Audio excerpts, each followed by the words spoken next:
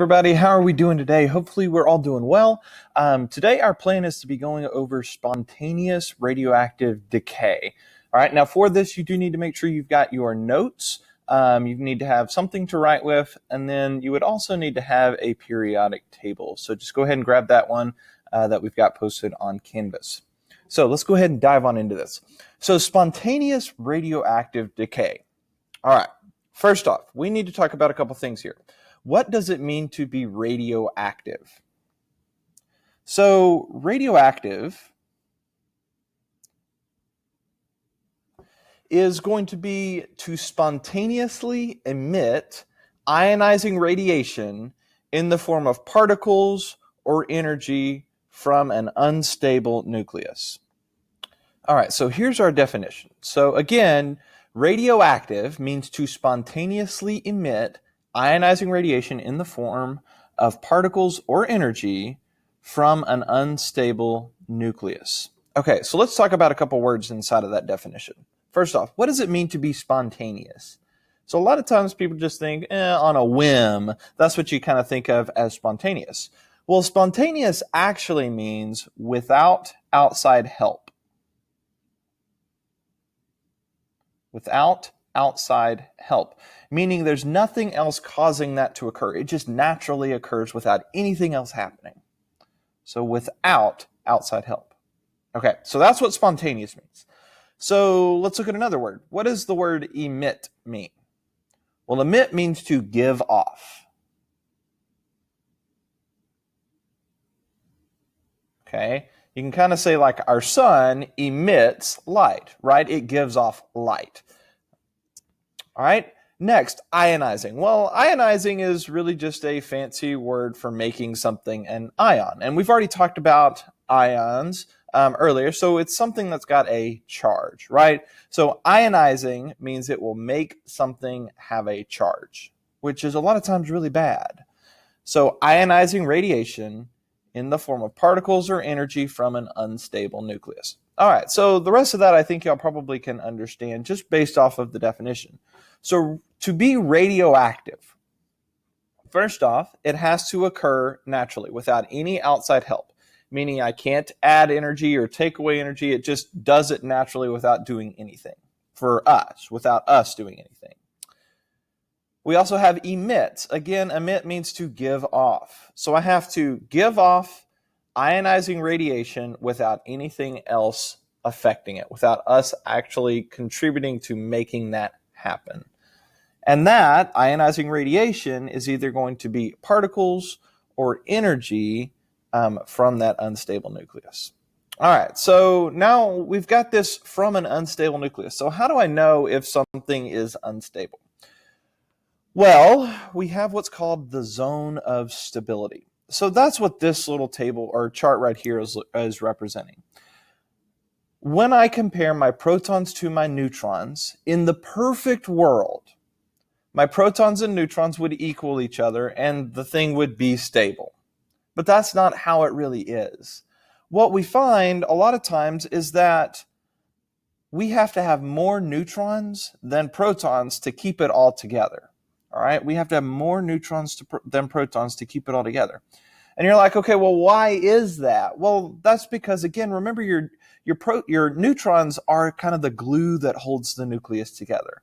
There's what's going to keep those protons, which are repulsing each other, that's what's going to hold them all together. All right. So in our zone of stability here, first off, this line right here, that would represent an equal amount of protons to neutrons. Okay, so if you look at, for instance, this point right here, we've got about 80 protons and about 80 neutrons. Okay, but the zone of stability would be what I've highlighted there in blue, where you see that here we've got our substance and it's sitting at about 90 neutrons, but if you look down, it's sitting at about 65 protons. So we see a difference in that. We don't actually have an equal amount of protons to neutrons. And that's because we need more glue because we've got more protons there. All right. So our band of stability is just basically there to show us about where we would find a stable atom. All right. So now you know what an unstable nucleus actually looks like, right? It's going to be something that's outside of that zone of stability.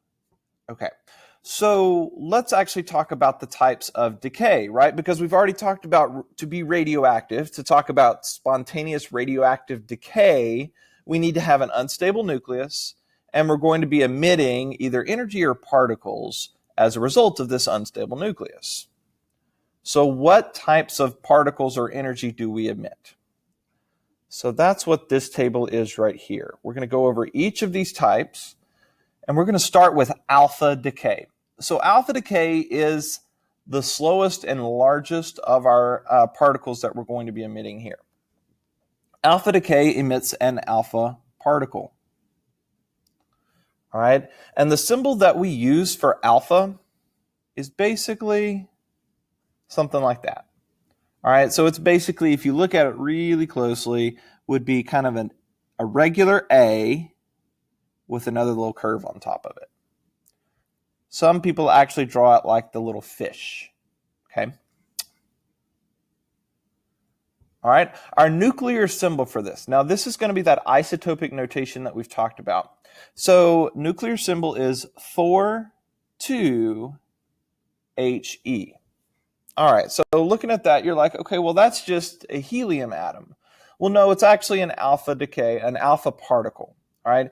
And it looks a lot like a helium, and it acts a lot like a helium, but it is slightly different there, all right?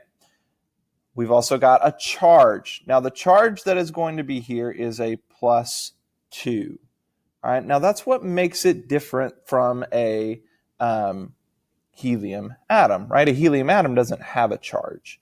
So here we've got a charge of +2. So our relative change, what's going to happen when this actually occurs? When we go through alpha decay, what we're going to see is that I've got element X, and we'll see our mass number. It's going to decrease by 4. And our atomic number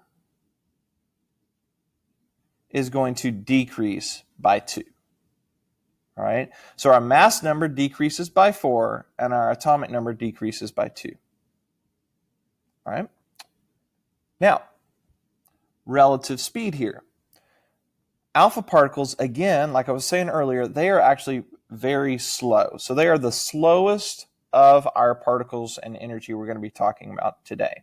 Now, does that mean that they are slow relative to actually like us moving around the room? No, they're very, very small. They're very, very fast in terms of just us, right? Like an alpha particle moving across the room would be kind of like a blink of an eye kind of thing, all right?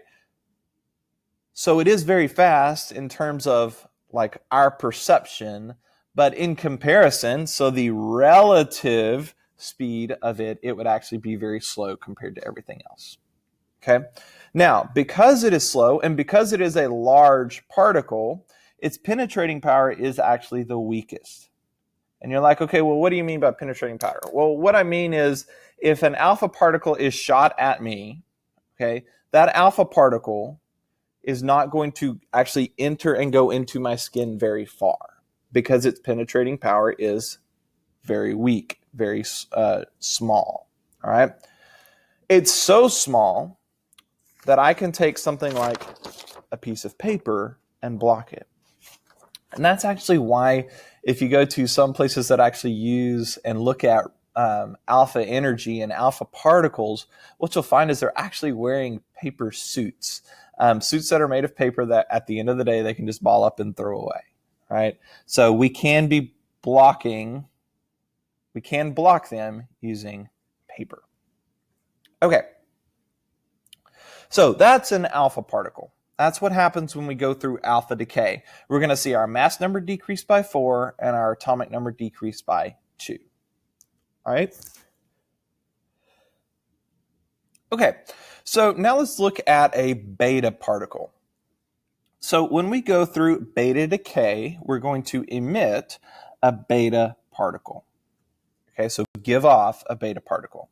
Now, the symbol for a beta particle is this. And I like to think of it as a bee with a stinger on it. All right, so we've got our beta particle there. That is our symbol for it. Now, the nuclear symbol that we have is 0, -1, E.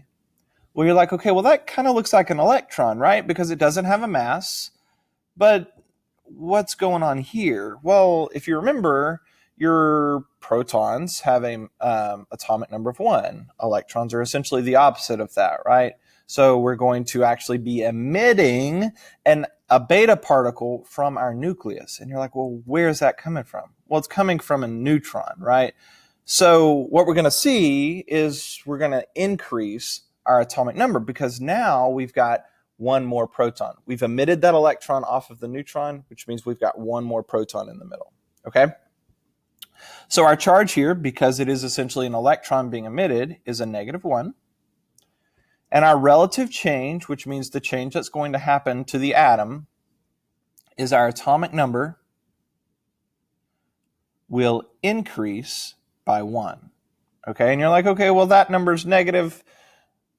But when we do the math, you're going to start with something like 50. And then you're going to emit a -1. So to cancel out that -1, we need one more positive. And we'll go over that in a minute. Okay, so our atomic number is going to increase by 1. All right, now let's talk about a relative speed. Well, the relative speed compared to an alpha particle, it is faster, but compared to other things, it's slower. So we're going to just say that this is medium in terms of the relative speed. Now, because of its speed and because of its size, the penetrating power is also medium. All right, so what can block it? Okay, well, we know that paper can block an alpha particle, so what can block a beta particle? Well, first off, not paper. Paper can't block it. It is not going to be thick enough. It's not going to be dense enough. So what can? Well, there's two things that we could use. We could use either plastic, okay, so something like, this bottle of hand sanitizer could block a beta particle. Why? Because it's made of plastic. But we could also use something like aluminum. All right, so we could use either plastic or aluminum. Now you're like, all right, so plastic or aluminum. I like to remember this by thinking about something I heard in the past, and I actually kind of did a little bit of work on it and research on it because I wanted to know if it was true.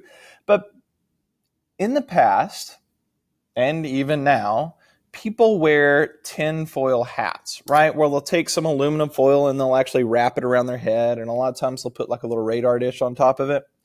So a tinfoil hat. And you're like, okay, well, why would that make any sense? Well, long time ago, back when they were first kind of looking at beta particles and alpha particles and these kind of things, what they found was that a beta particle could actually influence the brain. It could actually cause a person to act unpredictably, all right? And so basically it caused your brain to kind of get jumbled up and you would do things you wouldn't normally do. And so what people started to think about was like, okay, well, if we as, people in our world with where we are with technology can use beta particles to manipulate the brain, aliens could too. All right, so aliens could manipulate my brain and make me do something I didn't want to do. And so they started to wear these tinfoil hats, these aluminum hats, because they thought that it would block beta particles, because it does, right? And so when aliens came, they wouldn't be able to take over their brains and make them do things that they wouldn't normally do. So just kind of an interesting thing, kind of the origins of the aluminum hat. And it does come from this research that was done that said that beta particles could affect the brain and how you think. All right. So that is beta decay. So let's talk about positron decay. I think of positron decay as the evil twin of a beta particle. Okay, so it's the evil twin. Now, by evil twin, I mean that it's going to essentially be the opposite. It does everything the opposite. and that's what makes it the evil twin. All right, and again, this is going to be a particle. So what is our symbol? Well, our symbol is an E with a positive there. Well, that's strange because electrons don't have a positive charge, but your positron decay, that's what we're going to see, is we're actually going to have a increase in that number of electrons there. All right, so our nuclear symbol is 0 with a +1 on our electrons. Our charge here is going to be a +1. All right, so that electron is being emitted. And so since we're emitting, or that's through beta decay, so with a positron decay, we're going to emit a proton, and so we'll be left with that electron. All right, so then what's going to happen here with our relative change, our atomic number is going to decrease by 1. Why? Because we're emitting a proton. Okay. And it does have about the same speed and about the same penetrating power as the beta particle. Okay, so again, if you look at the evil twin, pretty much everything there is the exact opposite of what your beta particle is. All right, now I've got gamma decay. Now gamma decay is actually not going to be a particle, instead it's energy. All right, so we're talking about energy being released. A lot of times you'll talk about this when we're talking about for instance, a nuclear explosion, right? We cause some kind of nuclear reaction and energy is released, right? So that would be gamma decay. That would be the energy that's actually being released from that molecule. Now, what is our symbol? So our symbol is actually something like that. Okay, it's basically a Y with a loop on the bottom of it. Our nuclear notation is 0, 0, and we use that Y again. Okay, you're like, okay, well, it's got no mass and it's got no change in atomic number. Well, that's exactly right. It is exactly what it sounds like. It is energy, right? So we're not going to actually see a change in mass, and we're not going to see a change in the protons or the electrons or the neutrons. And that's, again, because it's just energy. So what's its charge? It does not have a charge. It's just energy. All right. So what is the relative change? There is no relative change. There's none, right? Because there's nothing going on there other than the release of energy. Now, what do we think about the relative speed? Well, our relative speed is actually going to be the fastest. Okay, it does not have a mass, so that's not going to weigh it down. And we know that energy moves very, very quickly. Speed of light, right? So we've got the fastest going on right here with our gamma particle. So since it's the fastest and since it's the smallest, it actually has the highest penetrating ability, or strongest ability to penetrate. So then you're like, okay, well, how do I block it? Well, you can actually block this using something like lead or concrete. And that's why a lot of safety bunkers, like back in when they were worried about nuclear bombs being dropped on American soil, or even over in Europe with everything going on in World War II, they actually created these bunkers that were made of concrete with a lead lining on the inside of them because they wanted to be able to protect from the radiation. All right. Another place that you'll actually see this happen is a place like the dentist, or when you get an x-ray because of, you've fallen and your bone hurts or something like that. So what do they do when they actually give you an x-ray? Well, if you notice, they put that little heavy coat over the top of you. That's a lead-lined coat. And then they actually will leave the room and go stand behind what? They stand behind a concrete wall. So it's all about blocking these gamma particles that are being emitted. Now, if I've got concrete or lead, will it block a beta particle or an alpha particle? Yes, it will. So all of these types of radiation that we're seeing here, all these different particles and energy, they can be blocked by lead and concrete. And so that's what we see when we go to, for instance, the dentist or the hospital. All right, so that's gamma. So now let's take a quick look at electron capture and neutron bombardment. So electron capture is going to be exactly what it sounds like. It's where an electron is captured. Okay. Now, we will only see this on the reactant side of a chemical reaction, or a nuclear reaction in this case. So we'll only see this on the reactant side, which again, as a reminder, is the left side of that, the back side of that arrow. All right. So it is a reactant. All right. Now, we do not have a symbol for this, but we do have a nuclear symbol. Why? Because it's just an electron. And we know that the electron was 0, -1 e. And again, since it's an electron, its charge is -1. And you're like, okay, well, wait, that looks like a beta particle. Okay, well, yes, because again, we're just talking about electron.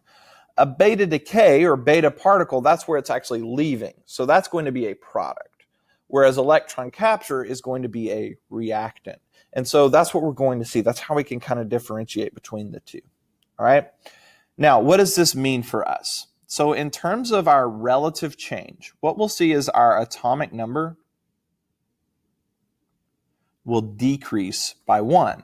Okay, and you're like, well, that's different from our beta particle, right? Well, this is because in the beta decay, we're losing an electron, which means we gain that proton, right? So our atomic number is going to increase. With electron capture, we're going to capture that electron. It's going to be bonding with that proton, and you're going to form a neutron, right? But our mass isn't going to change because protons and neutrons have the same mass. Okay. All right. And then we don't really talk about our relative speed or the penetrating ability of those, because that is going to be pulled into the nucleus. It's not actually being released. Okay. Neutron bombardment. So again, this is going to be a reactant. Okay. Again, we don't have a symbol for it, but we do know it's a neutron, right? So our neutron is 1, 0 with an N. Neutrons do not have a charge. So what's this going to change? Well, essentially in neutron bombardment, the neutrons are being taken and they're actually being slammed into the nucleus. And that nucleus is actually capturing a neutron. All right. And so when that captures the neutron, your relative change is your mass number is going to increase by 1. All right. Because we've got one more neutron. And again, we don't talk about the speed and we don't talk about the penetrating ability because, again, we're talking about these things and how they are coming into the nucleus, not leaving and going through other things. Okay? All right. So that is all of our types of particles. So one thing I did want to point out is that gamma is not shown in transmutation reactions. Okay, so you're like, okay, well, what's a transmutation reaction? Well, a transmutation reaction is essentially any nuclear reaction where we're actually going to see that atom change from one thing to another thing. Okay, so we don't normally show the energy that's released. Why? Because energy is always going to be released as a part of these reactions. And so because of that, it doesn't typically make sense for us to always add, okay, well, we used this many gamma particles. Okay, but on occasion, we will ask specifically for a gamma particle. Okay, just that, just gamma. We just want to know about the gamma particle, and it won't have any of the other types of particles in there with it. So typically, it's not shown in transmutation reactions unless it's specifically asked for. Okay? All right, so you're like, all right, now I know all these different types of particles and blah. What does that mean for me? What does this look like in terms of chemistry, and how do I need to actually prepare for something? Well, first off, remember that your reactants produce the products. So your reactant should be on the left and your product should be on the right. All right? So how do I use this? Now, we use those symbols in our transmutation reactions. And again, remember, a transmutation reaction is when the element is in the action of changing into another form, changing into another element. All right, now that's something that is, again, different based off of what we learned last class with our types of nuclear reactions, where we've got fission and fusion, and we talked about chemical reactions versus nuclear reactions. So that's what we're seeing here, is we're actually seeing a nuclear reaction occurring. A transmutation reaction is a nuclear reaction. And so that's what we're going to see, is a change in the element itself. All right. So again, how do I use this? All right. So what we're going to see is, let's look at this first reaction right here. So right here, I've got uranium-238. So I've got uranium, it's got a mass of 238, and it's got 92 protons. How do I know it's got 92 protons? Well, one, its atomic number there is 92, but also it's uranium. Uranium always has 92 protons. That's the identity of uranium. Now, what I see here is uranium went through some kind of nuclear reaction, some kind of transmutation reaction, and formed thorium-234. All right, so I've got a mass of 234, I've got 90 as my atomic number, and thorium would be our symbol. Plus this 42He. And you're like, okay, well, did it just get a helium? No, it didn't get a helium. It didn't separate into a helium. It separated into an alpha particle. And you're like, okay, so how did this all, what all happened here? All right, so what I need to look at is I need to make sure that my masses and my atomic numbers equal each other on both sides of the equation. All right, so on the left side here, my mass is 238. And my total number of protons is 92. So since I have that much on the left side, I need to have that much on the right side. Okay, so let's look and actually see what we've got. So on the right side, I've got 234 here, and I've got 4 right here. So my total mass between those two is 238. All right, so that added up, right? We had 238 right here, and then we have 238 right here. So they do equal each other. Okay, I also have 92 protons on the left, which means I need 92 on the right. So 90 plus the 2 there, 90 plus 2 is 92. Do those match up? Yes, they do. So since they match up, that means this reaction is correct. We've got the transmutation reaction, and we actually produced what we should have produced. So how will that look for y'all? So this would be an example for what y'all would see on a test or quiz or something like that, right? So I've got uranium-235 plus 1 neutron. Okay, uranium-235 plus 1 neutron. Like that. So my total mass on this side is 236. Okay. I've also got 92 protons and 0 protons because that's a neutron, right? So my total mass, or total number of protons, is 92. So on my left side of the reaction, of this transmutation reaction, I have 236 as my mass, and I have 92 as my atomic number. The other side needs to have the same. So let's check our other side. Right here, I have tellurium-137. So there's its mass. And then I have 2 neutrons. And that 2 right there is basically, you're going to multiply it by everything that you've got as your superscripts and subscripts. So I have 137 plus 2, right? 1 times 2. So 137 plus 2 gives me 139 as my total mass. Now, if you look back, the other side had 236. So I need to make sure both sides actually equal each other. So I have 236 minus 139, and that gives us a total of 97. So now I know I have 97 missing mass there. Well, what does that tell me? That tells me that whatever this substance is here in the middle needs to have a mass of 97. Okay? So now let's look at our atomic number, because I still don't know what that substance is. I just know that it's got a mass of 97. So I need to make sure my atomic numbers add up. So I have 92 protons minus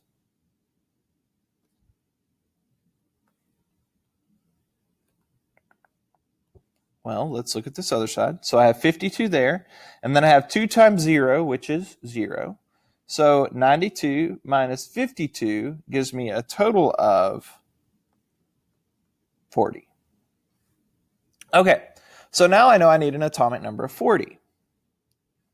Okay, so I have a mass of 97 and an atomic number of 40. And you're like, okay, well, what symbol goes there? Well, now we need to look at our periodic table.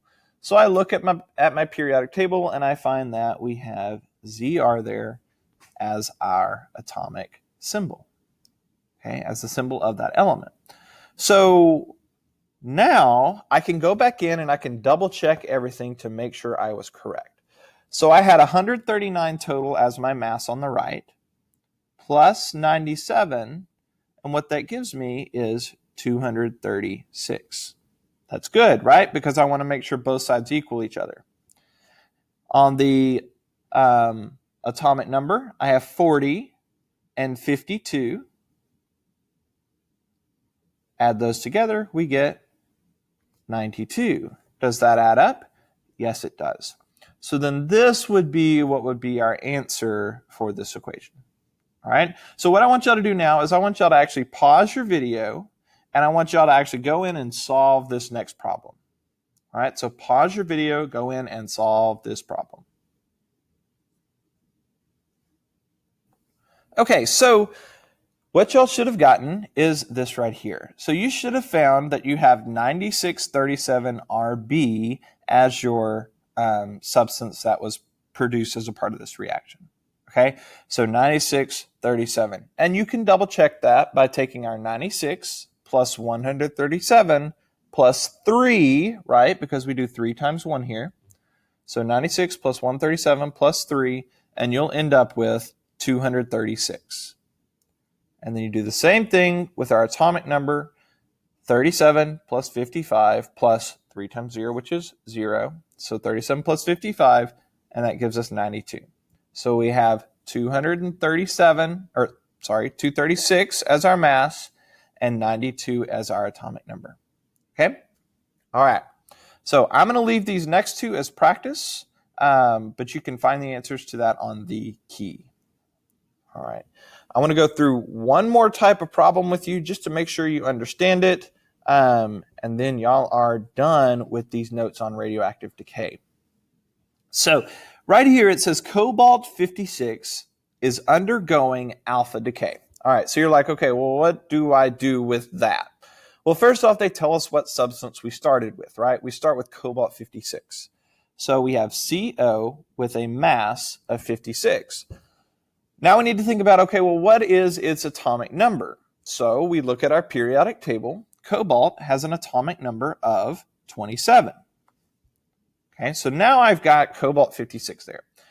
And it is going to undergo alpha decay. So I know an alpha particle is 4,2 He. So I know it's going to undergo that decay. All right. Well, now I need to make sure both sides equal each other, just like we did above, but now we've got actually less numbers to work with, right? So 56, 27, it's going to produce 4,2 He plus something. So I need to make sure they both equal each other. So I'll take 56 minus 4, that's going to give me 52. So what that tells me is that this substance over here needs to have a mass of 52. Now I need to figure out my atomic number. So I had 27 minus the 2 from the alpha particle, so that's going to give me 25. So this substance has an atomic number of 25. So now I look at my periodic table, I find that, and what I find is Mn, manganese. Okay, and that would be our formula for that transmutation reaction. All right, very last one. So let's look at this one down here. with the BK247 transmuting into CM247. All right, so what actually happened? Well, let's actually write down what we know. So I know that I started with BK247, right? So its mass is 247, and it is BK. Well, now I need to look at my periodic table and find BK, and it's number 97. All right. It is going to undergo something, some kind of decay. But when it does, we know that it produces 247 CM. Again, I look on my periodic table and I'll find that CM is number 96. So you're like, okay, well, how do I do that? Well, again, same thing. Make sure both sides equal each other. Right now, I've got 247, 247. So I know my mass doesn't need to change. But if you look at our atomic numbers, they do change, right? On the left side, I've got 97. On the right side, I've got 96, which means I need to add one more, right? Well, thinking about our particles, we have 0 with a positive 1. That's going to be E, right? This would have been a positron. So it went through positron decay. Okay? All right. So that is it. I'm going to leave the rest of these for y'all to practice. Y'all can double check the key to make sure your answers are correct. But other than that, we are done. Y'all have a great rest of the day.